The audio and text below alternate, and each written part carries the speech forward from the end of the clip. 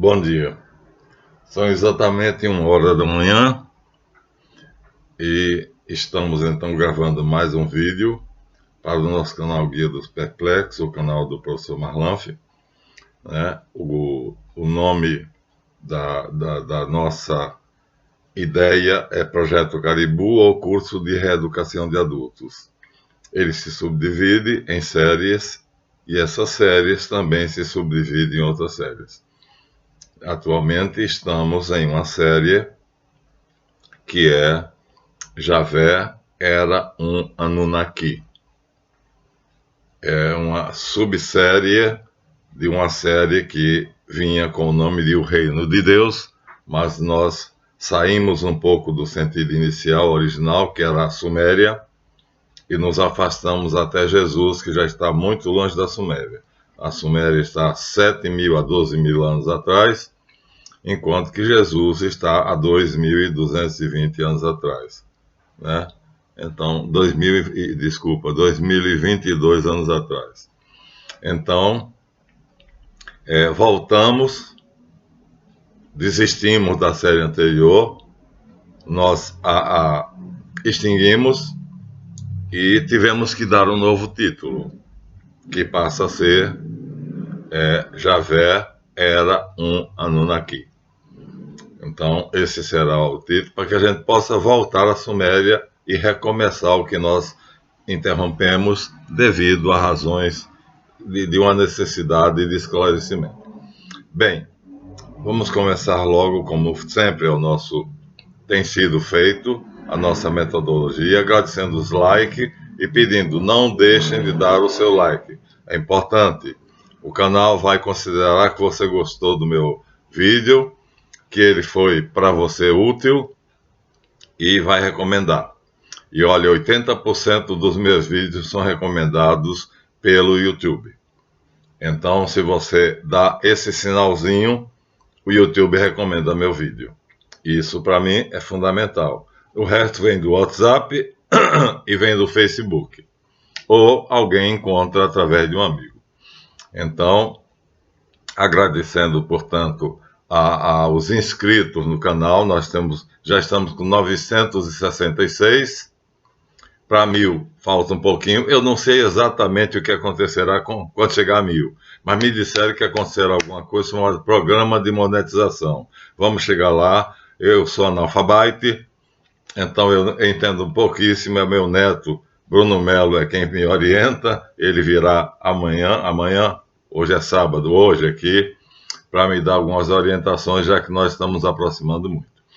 Então, e agradecer, portanto, aos donativos, e além de agradecer, eu estou sentado numa cadeira anatômica, super confortável, com braços, é pesada, já mostrei ela a vocês, né? Deixei de usar uma cadeira aqui que era absurdamente dolorosa para minha coluna, foi um donativo, essa luz que está me iluminando também foi um donativo. Esse microfone pequenininho aqui, que me permite me movimentar sem alterar o som, foi um donativo. Agora, eu acho que com 8.000 visualizações, é possível que mais alguém faça pequenos donativos. Eu acho que os donativos estão sendo ainda bem menores do que poderia ser se as pessoas levassem a sério o meu pedido, a minha solicitação, né? Como várias organizações, quer sejam religiosas, quer sejam científicas, né? O Coronel Farinazzi, nas lives dele, vai passando os donativos, né? A Catedral de Aparecida, o Dom Orlando Brandes pede os donativos, chamado Campanha dos Devotos. Então não é vergonha nenhuma que eu dizer, preciso de donativos, né? Nesse momento, acabei de receber de presente algumas Xerox, porque eu não tenho a máquina Xerox. Por que não tenho? Porque o que eu ganho, R$ 1.690, não é suficiente para eu viver e comprar uma máquina Xerox e comprar tudo que precisa para o canal. Então eu peço que seja modesto. Pode ser 10, pode ser 20, ou a quantia que você puder. Mas doe para o canal, porque nosso esforço é muito grande para levar a verdade até vocês. Finalmente, agradeço do fundo do coração aos meus 8 caribus, que são meus irmãos, que são fruto desse trabalho feito há 37 anos atrás, que tinham um grupo de 30 e ficaram reduzidos a 8 que me sustentam. Quer eu dê aula, quer não dê aula para eles. A uns eu dou aula, a outros eu não dou, mas sistemática e infalivelmente cai na minha conta a contribuição deles. Então, eles não estão mais na condição de aluno, estão na condição de subsidiários do canal. Então, ou seja, estão subsidiando, melhor dito, né? Eles estão subsidiando o canal. O subsidiário sou eu. Então, agradeço a eles. Não vou nomeá-los, mas eles sabem quem são. E aí vamos começar a história de hoje. A série, portanto, a subsérie, que começa com o Reino de Deus. Agora estamos em uma segunda fase, que é Javé era um Anunnaki. Então, já fizemos um vídeo antes, mas vai ser a série toda. E por que nós vamos ter que provar isso? Porque estamos nos baseando no livro de Samuel Noah Kramer. A história começa na Suméria, que nós lemos, a Bíblia começa na Suméria. E a Bíblia vai ser a chave de muita coisa. Então, mas para usar a Bíblia, eu vou ter que desclassificar 2 teorias. Uma teoria que é a dos extraterrestres. Não se sustenta, né? Não dá para você imaginar, né, que um objeto voador não identificado é fácil de aceitar e é plausível e visível. Temos muitas fotografias, mas jamais alguém apresentou um ET. Olha, cientificamente basta um. E ninguém, nenhum cientista, nenhum governo, não temos a evidência. E em ciência o negócio é o seguinte: você, para provar algo, tem que demonstrar. Tem que mostrar uma evidência. Nunca ninguém mostrou a evidência de um ET. Portanto, isso não existe. Se não há evidência, então a hipótese não passa de fantasia. Destrói-se essa ideia assim. Segunda, a famosíssima tese, né, da Charles Darwin, que recebeu respaldo pelo canalha do B.S. Leakey, dizendo que o homem começou na garganta do Olduvai, na África, e que ficou famoso, né, por esse quadro evolutivo, através do qual nós saímos dos pitecos, macacos. Aqui está, ó, 2 macaquinhos, né, o Ramapithecus e o Australopithecus, íamos evoluindo através do Homo erectus, do Neanderthalensis e até chegar ao Homo sapiens. Isso é falso, isso é uma montagem. O próprio filho do B.S. Leakey, B.S. Leakey Jr. e a esposa, disseram que isso foi uma montagem. Então é uma vergonha saber que um cientista de nome B.S. Leakey, é o nome dele, tudo não passou de uma montagem. Não vamos entrar em detalhe. Então isso aqui cai, né, absolutamente. Como se não bastasse o filho do Leakey dizer que ele montou, portanto foi uma fraude. Como se isso não bastasse, ainda nós temos aqui, na introdução a esse livrinho, porque acredito na história do Gênesis, nós temos o seguinte texto que eu vou ler. O autor é John Raymond Hand.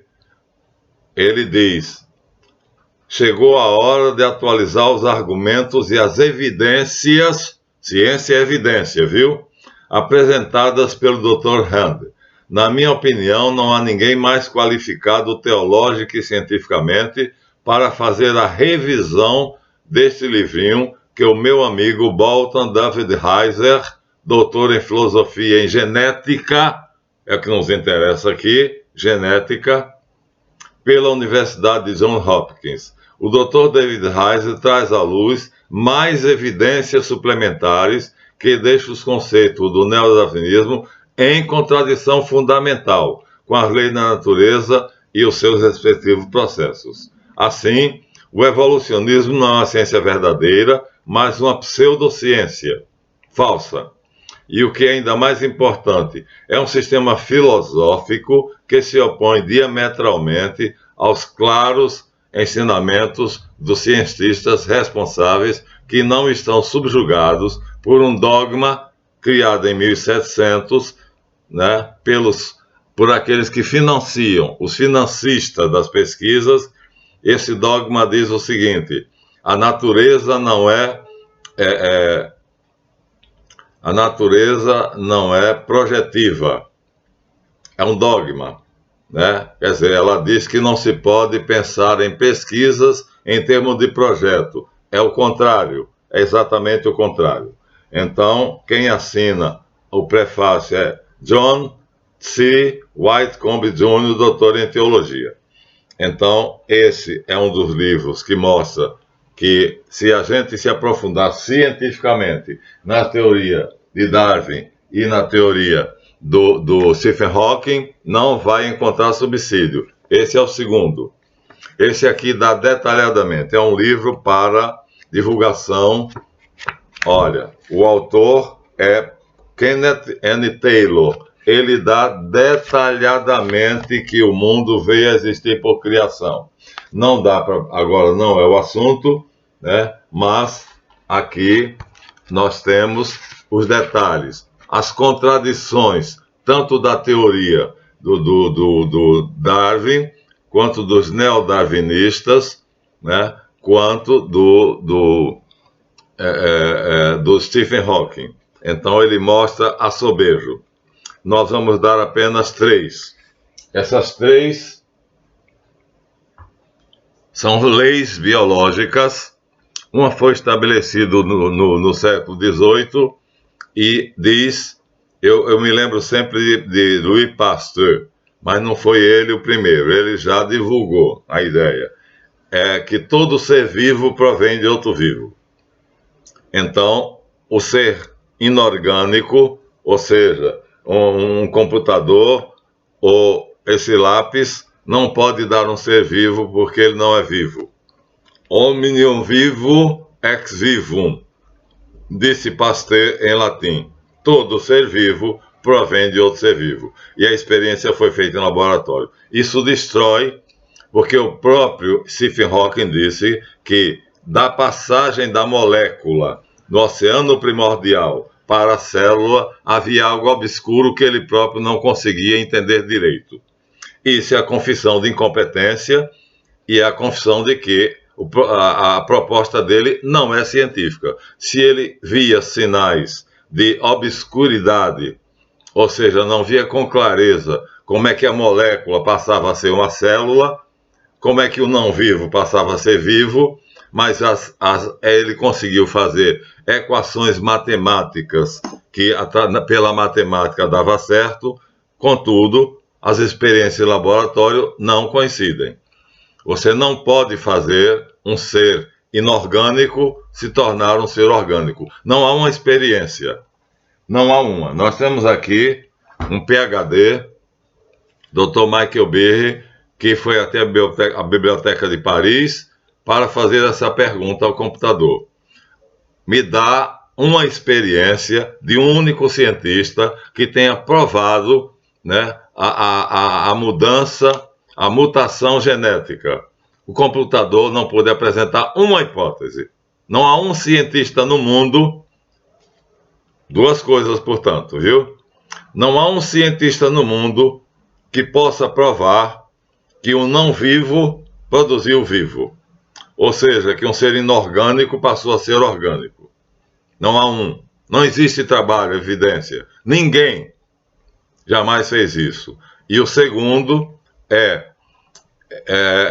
que nós temos a impossibilidade da mutação genética. Aqui nós acabamos de apresentar um livro onde o escritor é PhD e ele diz: a mutação genética é impossível. É impossível. Ele diz na introdução ao livrinho dele. Ele é PhD em filosofia. Então, feitas essas duas observações, resta uma terceira, que é feita por Jacques Monod, que resume um pouquinho tudo e diz: eu não consegui subsídios para fazer minha pesquisa, porque quando eu cheguei ao ponto de dizer que a mutação genética é impossível, começou a faltar dinheiro para minha pesquisa. Mas eu continuei por conta própria. Por quê? Porque eu já estava muito adiantado. E todas as experiências, todas as evidências mostravam que eu estava indo no caminho certo. E eu queria provar que a evolução é verdadeira. E o que eu estava provando era o contrário. Eu tive que me render à verdade. Ele diz isso aqui. Ele diz: todo ser vivo obedece a um projeto. Portanto, a natureza é projetiva. É o que ele diz aqui nesse livro, O Acaso e a Necessidade. Ele é Prêmio Nobel de Medicina em 1965. Portanto, o dogma, ciência não devia ter dogma, né? Devia ser livre. Mas está amarrada a um dogma que só é financiada se você se comprometer a não mexer com a ideia de que há um projeto, de que as coisas são projetadas. Entretanto, aqui ele mostra. Ele chama isso de teleonomia. De tele, ou seja, algo que é remotamente levado a um fim através de um projeto. E isso é uma lei, nomos. Nomos quer dizer lei. E tele quer dizer uma força supranatural. Então, ele aqui expõe isso. E ele expôs esse conteúdo do que está aqui, resumidamente, na Real Academia da Suécia, quando ele recebeu o Prêmio Nobel de Medicina em 1965. Então, feito isso e destruída essa falsa ciência, só nos resta uma coisa: a criação. Então, o homem veio existir por criação. Estamos totalmente embasados. Olha, seria a coisa mais fácil do mundo gravar um vídeo de 4 horas mostrando isso. Mas não é o fato. O fato aqui é mostrar que o Deus Javé, de Gênesis 2, porque o de Gênesis 1 é Elohim, né? Mas Javé, né? Então, é um Anunnaki. Ora, o que é um Anunnaki? A palavra aparece na Suméria, no famoso poema Enuma Elish. Aqui nós temos o poema completo. Não tenham medo, não vou ler para vocês, viu? É longo demais. Aqui nós temos, Cosmogonia Mesopotâmica. E aqui nós temos o poema chamado Enuma Elish, que é baseada nas duas palavras iniciais do poema, quando no início ou quando no alto. 3 vezes aparece a palavra Anunnaki. Na descrição do poema, a palavra Anunnaki aparece 3 vezes. Mas o que é que significa a palavra Anunnaki? Zacarias Sitchin, que teve suas ideias condenadas em bloco por uma equipe de especialistas em cultura hebraica, língua hebraica, então ele dá a palavra Anunnaki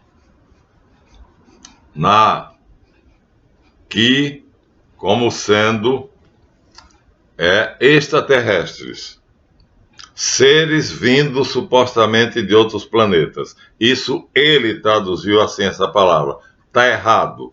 Olha só, o que nós temos aqui é o seguinte: An quer dizer céu, em sumério, e Ki quer dizer terra. Então, céu, An e terra. E Una quer dizer filhos, filhos do céu e da terra. O significado, portanto, a tradução exata pelos sumeriólogos, pelos assiriólogos, pelos peritos em escrita cuneiforme, é que a palavra Anunnaki quer dizer filho do céu e da terra. An é céu, em sumério, e Ki é terra. E a raiz central é filho. Então, são filhos do céu e da terra. Ele desprezou a palavra terra, tornou a palavra céu como sendo extraterrestre e passou a ser filhos de outro planeta, de um planeta distante que ele chama Nibiru. Foi condenado, isso foi rejeitado por uma equipe, não sou eu, de peritos em língua hebraica, em cultura hebraica, em cosmogonia hebraica. Então, as teses de Zacarias Sitchin só servem para Hollywood. Para nós não serve. Qual é o significado da palavra aqui? Filhos do céu e da terra. É esse o significado. Literalmente, a tradução vai ser filhos do céu e da terra. Ou seja, nós temos algo de espiritual, que nós consideramos que vem do céu, e temos algo de material, que nós consideramos que vem da terra. Ki é terra, e An, ou Anu, seria, portanto, esse An pode ser levado até Anu, viu? Algumas pessoas incluem o U final. Então ficaria Anu, que é céu, e Ki, que é terra.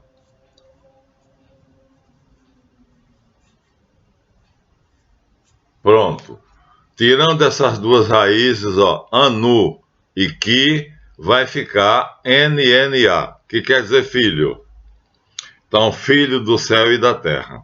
Essa é a tradução exata da palavra Anunnaki. Javé era um Anunnaki. Portanto, ele é um Deus de terceira categoria. Porque se ele é filho do céu e da terra, então ele não é tão Deus quanto a Bíblia afirma. Porque a Bíblia, por definição, ela coloca Deus como sendo acima do céu. Ou seja, não é nem filho do céu. Ele é Deus do céu. Ele é criador do céu. Daí os livrinhos que nós mostramos a vocês falarem sobre... desmarquei cosmogonia mesopotâmica, mas acho que não vai dar dificuldade da gente encontrar. Está aqui.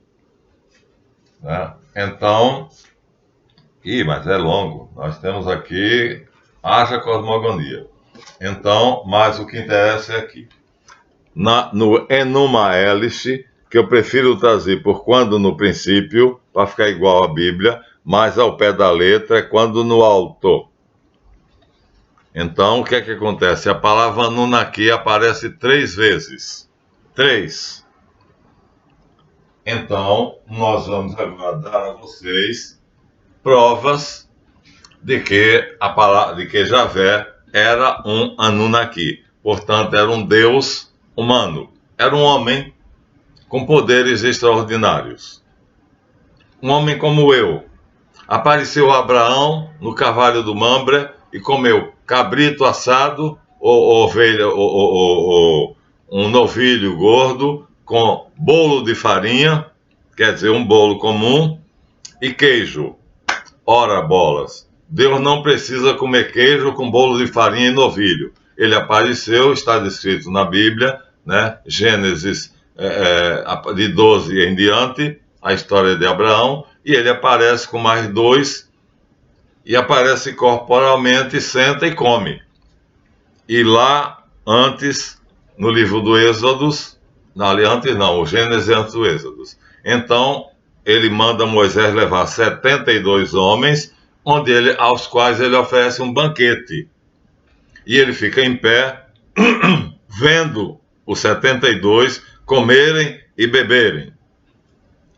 Né? Então, nós temos isso no livro de Tobias, que os evangélicos, os protestantes não aceitam, né? Que o arcanjo Rafael se corporificou. Então, é possível a um anjo, a um ser espiritual se corporificar, é possível, mas no caso específico, né, de Javé aparecendo a Abraão, de Javé dizendo, desçamos para ver o que os homens fazem, né, de Javé fechando a porta da arca, olha só, fechou a porta da arca. E quem sepultou Moisés? Javé. Então, nós temos aqui evidências dentro da Bíblia de que não é tão espiritual assim quanto a Bíblia afirma. Então ele seria um Anunnaki, ou seja, um filho do céu e da terra, é um homem, mas ele é dotado de uma frequência, ele está num plano chamado de Yetzirah, onde a parte material dele é muito sutil, vibra numa frequência extremamente elevada. E a movimentação imensa da frequência dele não permite ser visível, mas eu tenho contato com ele. Não só eu, muitas pessoas. Então, se temos contato, então, né? Então, resultado. Aqui nós vamos agora usar o livro. Então, aparece, eu disse, no poema Enuma Elish, aparece 3 vezes a palavra Anunnaki, mas o significado é filho do céu e da terra. Segundo, nós temos aqui agora, pelo professor Júlio Sorri, a definição da palavra Javé. Vamos lá? Vamos lá. Ele diz: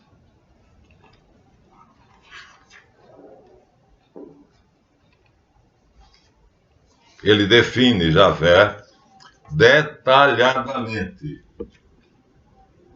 Ele define detalhadamente. Então, na página 50 do seu livro A Religião de Israel, ele diz: certo parece que pelo menos os assírios possuíam a raiz Havá, vou escrever, que significa respirar. Iaú, que é Iavé, significava aquele que respira ou faz respirar. Então, Iavé vem de 2 raízes. A primeira é Iaú, ou Iaú. É mais comum aparecer Iaú. I, A, O, I, A, U. O verbo no hebraico antigo significa respirar. Então você vê, não tem nada a ver de incomum, mas ele diz que Javé fez o homem do pó do barro, respirou, soprou na sua narina e ele se tornou um ser vivo. Então ele tem poderes extraordinários, sim, é próprio dos Anunnaki. Todo Anunnaki tem poderes extraordinários. Depois nós vamos resumir o Enuma Elish, para vocês verem onde Javé aparece. Mas em princípio já vamos definir, já vamos saber o que é, de quem é que nós vamos tratar. Então Javé, que seria representado pelas 4 letras Yod, Re, Vav, Re. Então a letra Yod, que seria apenas esse pinguinho, significa apenas a origem, vamos dizer, um inseminador, uma inseminação. O Yod fecundante indica a ideia de fecundação. Como eu disse a vocês no vídeo passado, é Sefer Toledot Yeshua, livro da geração de Jesus. Está escrito Sefer Toledot e agora Eretz, livro da geração da terra. A palavra é a mesma. Então, o processo é comparado com a fecundação do ser humano. Então, um Yod fecundante, ou seja, um poder, a ideia, gera Toledot é geração, não é criação, é geração, gera um embrião. E gera esse embrião de que maneira? Na palavra Havá. Opa!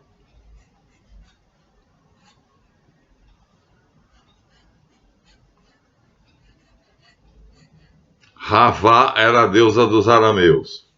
Fiz uma bagunça aqui. Então, o Yod é fecundante. significa apenas que ele tem o poder de fecundar. E Ravá era a deusa dos arameus.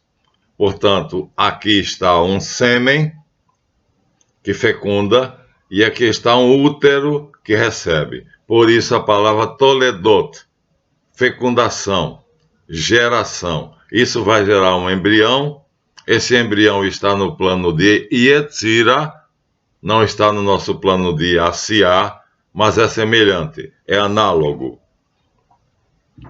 Então, é a única maneira de entender. Acontece numa vibração, numa frequência vibracional muito grande, e nós não vemos, não percebemos, porque nossos olhos só percebem a partir de determinada vibração. Então, isso não é perceptível, mas quando ele quer, ele se torna visível. Então, o nosso querido professor Júlio Sorri dá em duas passagens. Primeiro, aquele que respira ou faz respirar, através de quê? Da fecundação, Yahu, o Iode. O Iode significa, junto com as duas letras, o Re inicial, então da Iá, e o Val, Yahu. Iode, Reval. São 3 letras iniciais. A palavra Yavé, ou Yavé, as 3 letras iniciais são Iode, Re, Val. Essas 3 letras, então, Iode significa o sêmen fecundante. E o A-O significa o útero recipiente. Então, é um espermatozoide que entra no útero. Então, é assim que os antigos escritores bíblicos nos dão a ideia de Javé. Mas ele tem uma capacidade extraordinária, divina, que é dar a respiração ou a vida. Ou seja, fazer com que a pessoa tenha alma. Ou seja, não basta ter um corpo. Então ele tem a ver com os Anunnaki, porque os Anunnaki são filhos do céu, ou seja, eles têm poderes celestiais. E tem a ver com a Terra, ou seja, eles têm matéria, só que a matéria é um estado muito sutil. Não é matéria como o meu corpo. A matéria do meu corpo tem uma frequência vibracional que vocês veem. A dele não tem, mas ele pode fazer com que tenha. Ele apareceu no Carvalhal do Mambre, a Abraão. Ele deu um banquete no Monte Sinai a 72 anciãos e ele aparece na Bíblia quando ele quer. Ele fechou a porta da Arca de Noé por fora. A Bíblia diz explicitamente que ele fechou a porta da Arca. Depois que estava todo mundo dentro, a Arca era fechada por fora. Ele fechou e ele sepultou Moisés. O corpo de Moisés foi sepultado por ele. Então, um espírito não faz isso. Logicamente, ele tem algo de extraordinário, que é designado no sumério por Anu ou An, poderes sobrenaturais, mas ele é filho da terra, ou seja, ele tem também algo de material. Então ele é uma combinação do céu e da terra. E aí ele vai aparecer especificamente com o nome de Anki, ou seja, vamos tirar aqui da palavra Anunnaki, vamos tirar o An inicial, An, e vamos acrescentar An é céu, e deixamos o U para lá, ó. Deixamos o U. Pode ser An ou Anu. E vamos usar Ki. Pronto, Anki. Bom, muito bem. Existe um povo vizinho da Síria, que são o povo cuja língua Jesus falou. Essa língua é o arameu, o aramaico. Eles tinham uma deusa chamada Ravá, deusa que criou o homem. E aí o Iode, hebraico, que significa fecundante, no útero de Ravá, a metáfora, vai inseminar o útero e o útero vai gerar. Toledot é a palavra em hebraico. Toledot, geração. Então o processo é semelhante ao que acontece no plano de Asiá. É uma geração. Toledot. Gênesis 2, vocês vão encontrar o seguinte. No hebraico vai encontrar Sefer Toledot Eretz. Esta é a geração da terra. Geração, minha gente, não é criação. Então Javé não cria. Ele gera. Ele faz. É um Deus fazedor. Ao contrário de Elohim, que cria. Então é um Deus que está muito acima, está em outro plano, está no plano de Beriá, como Reshit, e está no plano de Azilute, como Aim.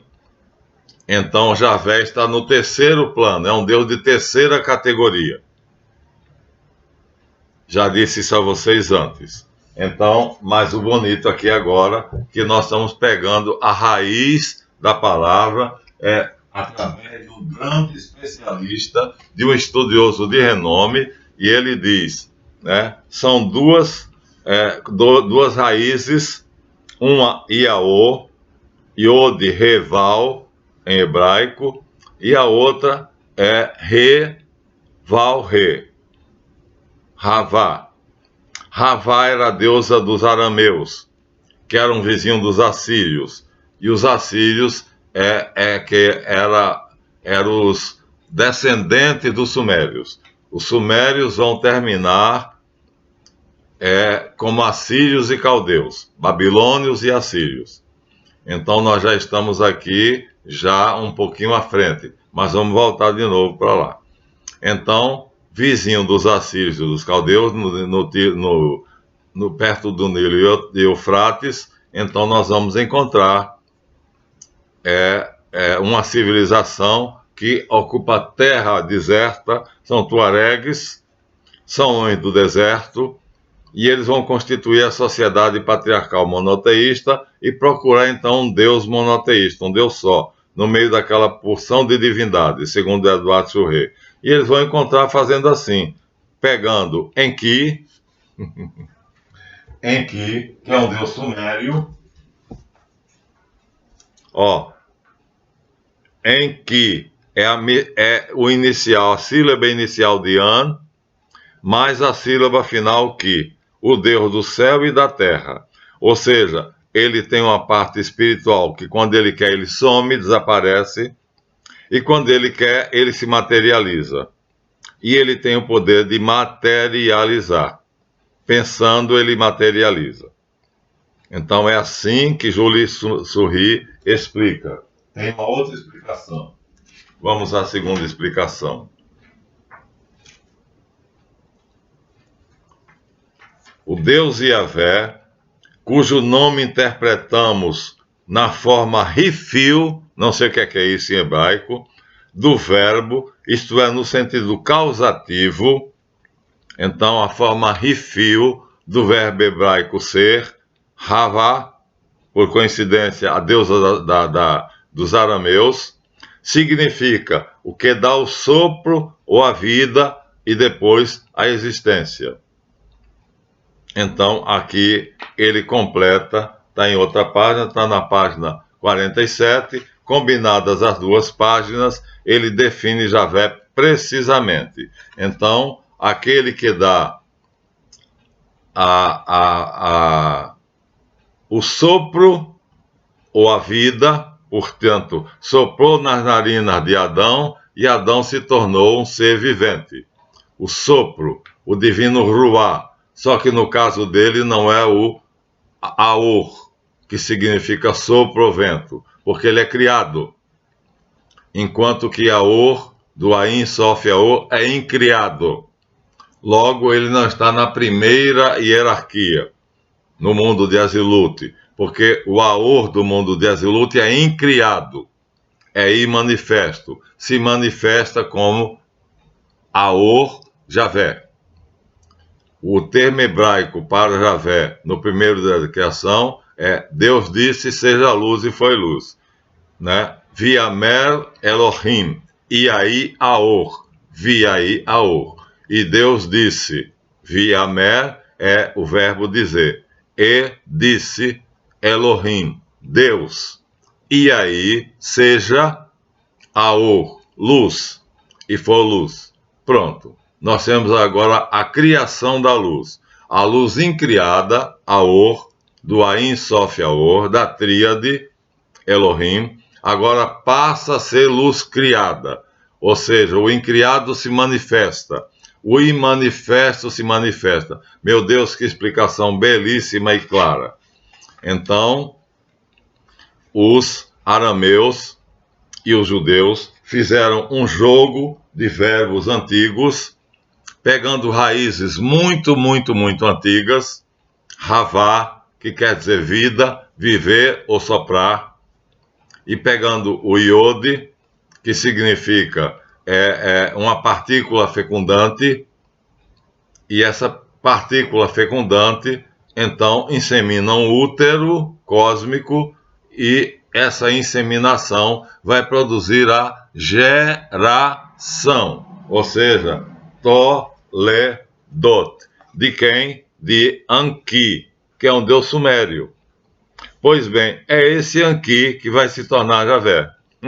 E como ele vai se tornar Javé? Simplesmente, nós já dissemos, olha cá, nós já mostramos aqui, não sei se vocês perceberam, mas nós já mostramos. Quando nós colocamos o iode, aqui ó, iode, junto com Ravá, se juntarmos vai ficar iode Ravá, Iahavá. E ao ficar Iahavá, nós vamos ter Yahvé. É simples, eu vou escrever aqui. E agora?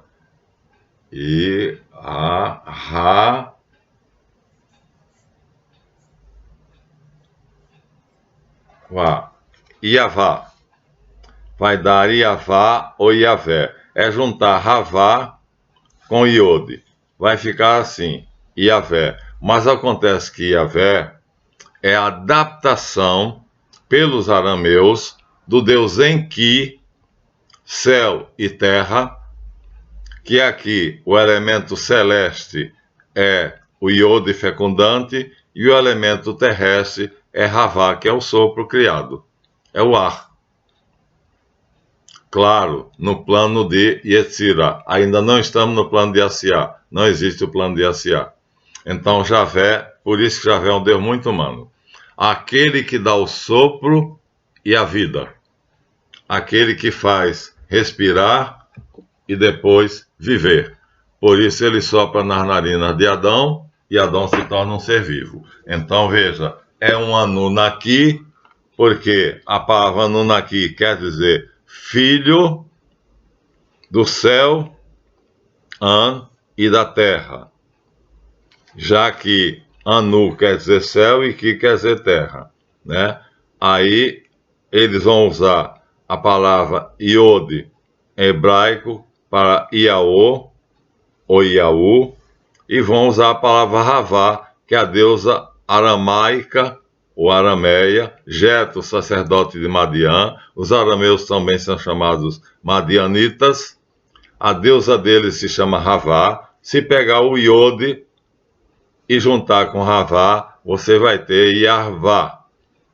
E de Iarvá para Iarvé é um pulinho. Mas é o mesmo Deus Enki, apenas mudou de idioma. Saiu do idioma sumério, que não é uma língua semita, e entrou no idioma semita.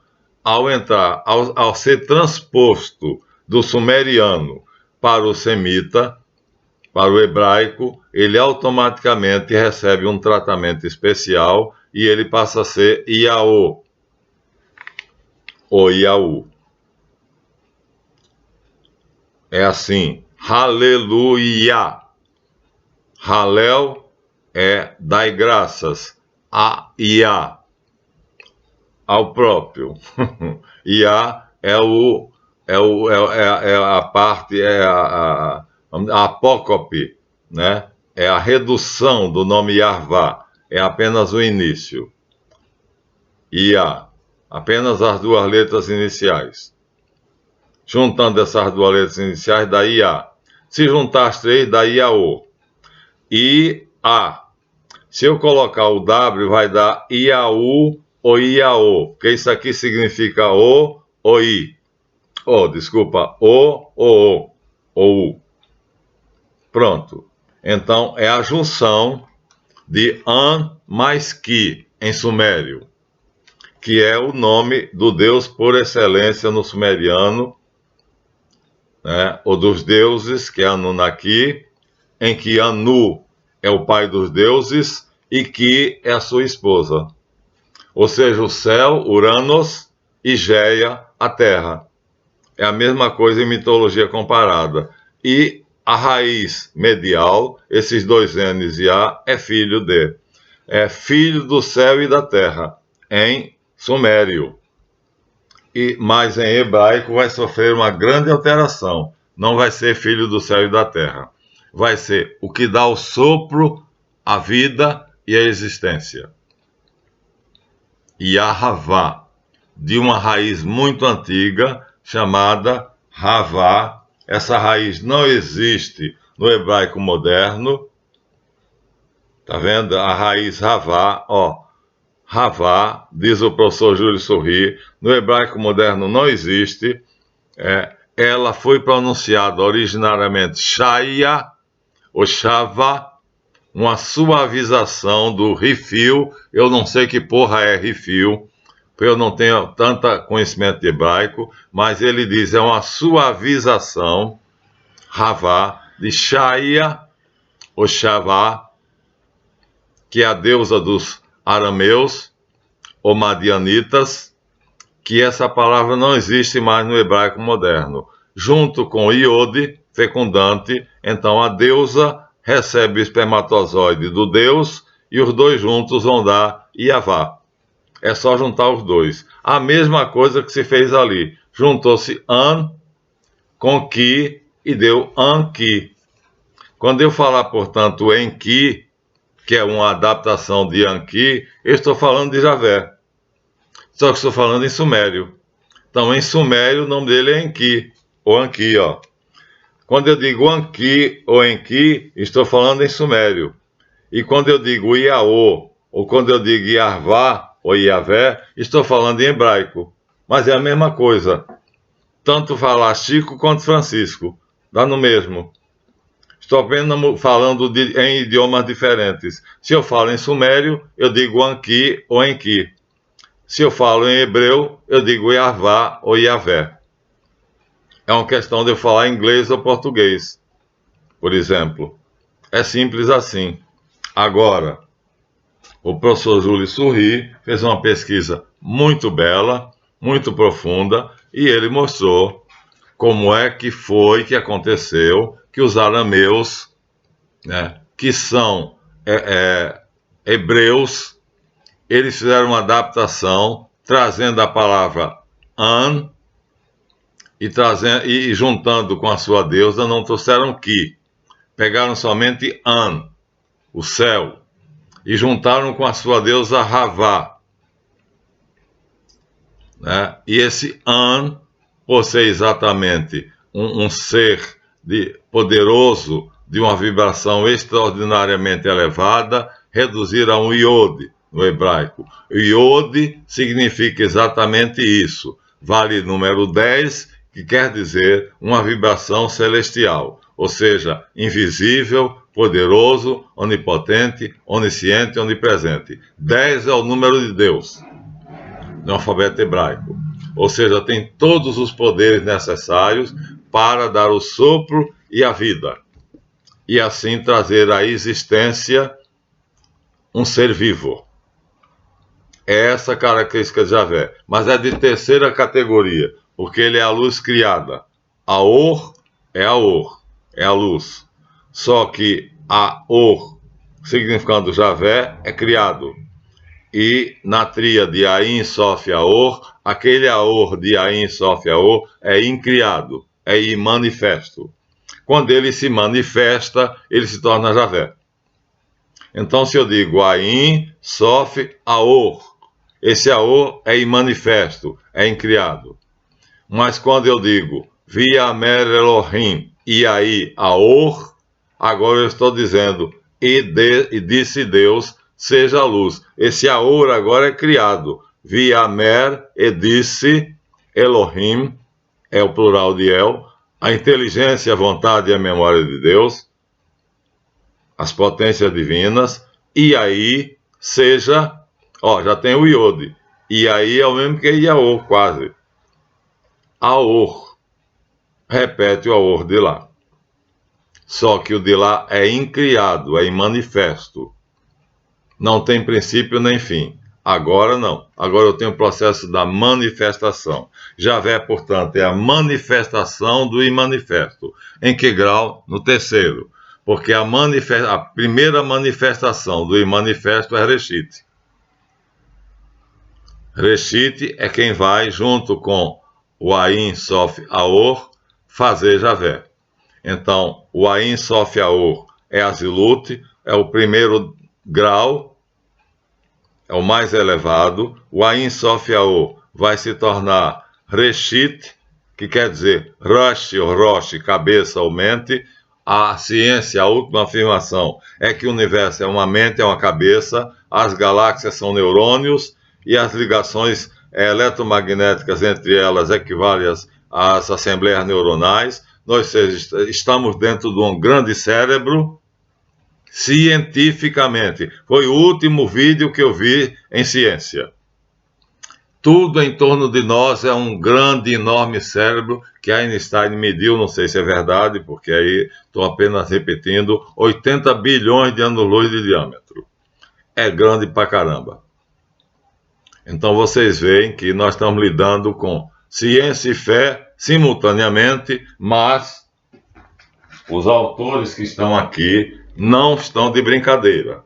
Jacques Monod foi prêmio Nobel de Medicina, 1965, e ele queria provar que a evolução existe. Olha ele aqui, ó. A intenção dele nesse livro, A Casa e a Necessidade, era provar que a evolução existe. O que aconteceu? No meio do processo, ele percebeu que existia a teleonomia, ou seja, há um projeto. Tudo é projetado. Hoje a ciência já admite isso. Tudo obedece a um projeto inteligente. É do Intelligent Design, o projeto inteligente. A Universidade Presbiteriana Mackenzie desenvolve isso magnificamente. E tem um canal no YouTube. Vão lá. Teleonomia foi o nome que Jacques Monod usou. E coitado dele. Depois de 15 anos de estudo, ele percebeu que a evolução era uma mentira, era uma ficção, era uma pseudociência, porque um vivo só vem de outro vivo. Depois ainda tem uma coisinha que eu esqueci de dizer, mas vou dizer agora no final. É o seguinte, a invariância reprodutiva. Uma célula, ao se reproduzir, ela não pode sofrer variação. Logo, a mutação genética é impossível. E aí, aqui nós temos Dr. Michael Berry, pesquisou na Biblioteca de Paris. Deixa eu jogar essa porcaria fora aqui. Eu não jogo fora porque preciso, né? Para mostrar para vocês. Mas não vale nada. Então, o que acontece? Dr. Michael Berry perguntou ao computador da Biblioteca de Paris, que é tudo digitalizado, ele perguntou, existe uma experiência de um cientista que prove a mutação genética? Resposta do computador, não. Não existe. Mas acontece que toda evolução se baseia na passagem do não vivo para o vivo, ou seja, a molécula se torna célula. Já foi provado por Pasteur lá no século XVIII que é impossível, todo ser vivo só vem de outro ser vivo, desprezaram isso. Isso é ciência, viu, minha gente? Foi a experiência em laboratório. Depois, que a mutação genética é impossível, porque a célula, a biologia tem uma lei chamada invariância reprodutiva. Uma célula epidérmica só dá da pele, uma hepática só dá do fígado, né? Uma célula do estômago só dá uma gástrica. Ela não tem variação na reprodução. Banana não dá abacate, bananeira não dá abacate, e mangueira não dá abacaxis. Tudo é ciência pura feita em laboratório, por cientistas, mas respaldados por filósofos. Aqui nós temos filósofos mostrando isto em detalhe. Então, nós chegamos ao seguinte, aqui está a reprodução celular, por acaso, passo a passo, está vendo? Uma célula só, ela vai sofrendo modificações, ela se alonga, ela começa a se dividir, aqui ela vai completar a divisão e aqui ela tem duas. O que era um se tornou dois. Esse processo obedece a uma lei genética chamada invariância reprodutiva. Ou seja, se é uma célula hepática, é do fígado. Se é uma célula epidérmica, é da pele. Se é gástrica, é do estômago, e assim sucessivamente. Não há variação possível. Portanto, a mutação genética é história para boi dormir. Aqui são filósofos. E aqui é um grande filósofo chamado John Raymond Rand, que diz que pela filosofia era necessário 5 vezes mais tempo do que 14 bilhões de anos para que fosse plausível a teoria de Stephen Hawking. 5 vezes mais tempo. Ora, o Hawking disse que 14 bilhões de anos seria necessário 5 vezes mais. E ele analisa coisa por coisa. Os embriões não repetem a história da evolução. O conflito entre a teoria evolucionista e o registro disponíveis. E ele vai dizendo. Então, a dificuldade matemática, 5 vezes mais. Ele calculou. Ele recalculou. Não dá 14 bilhões. Dá 14 bilhões vezes 5. C, para tornar plausível. São essas coisitas. Então nós temos que chegar à seguinte conclusão. Vai ter que ficar para a próxima. A conclusão que nós chegamos é o seguinte. O que existe é a criação, já que a vida em outro planeta é uma ficção. Não existe uma prova.